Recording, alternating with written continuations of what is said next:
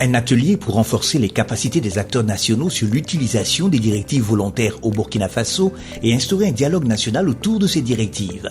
C'est ainsi que les 10 ans des directives volontaires pour une gouvernance responsable des régimes fonciers applicables aux terres, aux pêches et aux forêts, VGGT, ont été célébrés au Burkina Faso. Organisé par la plateforme multi-acteurs sur le foncier PEMAF et la Confédération paysanne du Faso CPF, avec l'appui de la FAO, de l'ILC, de la GIZ et de WHH, cet atelier qui a eu lieu du 14 au 16 juin 2021 à Ouagadougou répond à l'optique de dresser un bilan de la mise en œuvre des directives volontaires et de définir des activités et de nouveaux engagements pour la décennie à venir. Ce qui est attendu de cet atelier du dialogue national, c'est de renforcer les compétences des différents acteurs du domaine de la question foncière, élaborer un plan de mise en œuvre de ces directives pour les 10 années à venir, d'instaurer un cadre de dialogue permanent pour permettre à notre pays d'améliorer la gouvernance foncière parce que c'est une question d'actualité et c'est une priorité pour le ministère en charge de la politique. Les directives volontaires sont un ensemble de recommandations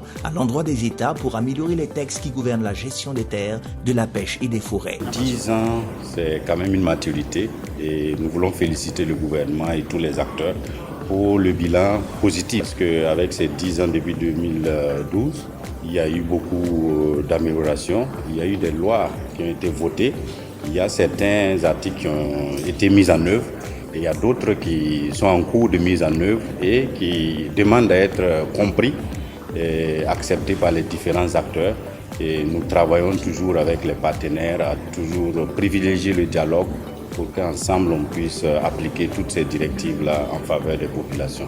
Plusieurs personnalités ont à cet effet exprimé leur sentiment de joie au vu de cet atelier et ont formulé leurs engagements afin d'améliorer la mise en œuvre des directives volontaires. Moi, mon engagement d'abord, c'est de défendre la femme pour qu'elle ait une terre sécurisée. Aussi, il faudrait que nous-mêmes, nous sachions nos droits. Il faut que la femme soit sensibilisée sur l'accès de la terre. Elle ignore la loi 034. Elle ne sait même pas qu'elle a droit à la terre.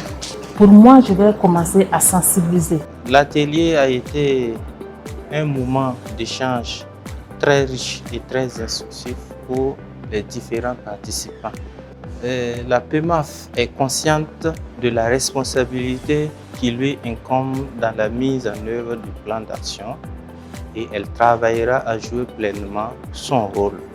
Et nous invitons par conséquent toutes les parties prenantes, c'est-à-dire le gouvernement, les chefs coutumiers, les OSC et les partenaires techniques et financiers à respecter leurs engagements pour une réalisation effective du plan d'action assorti de cet atelier.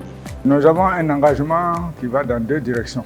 Les chefs coutumiers s'engagent d'abord à aider le pouvoir central à gérer la terre de façon équitable. Deuxièmement, les chefs s'engagent à plaider au profit des femmes qui sont une grosse partie de la production qui nourrit notre population. Le premier message que j'ai vraiment pour les différents participants et les différentes catégories socio-professionnelles qui étaient là, c'est de faire de ces engagements une réalité. On s'est engagé en salle et il serait bien que dans nos activités au quotidien, on puisse effectivement rendre ces engagements-là opérationnels. À l'endroit des producteurs d'une manière générale, je voudrais les demander d'aller à l'information. On a des textes de loi qui existent. Lorsqu'ils veulent pratiquer quelque chose par rapport aux fonciers, il est bon qu'ils s'adressent à leur structure fêtière comme la CPF ou à leur union nationale pour avoir des conseils.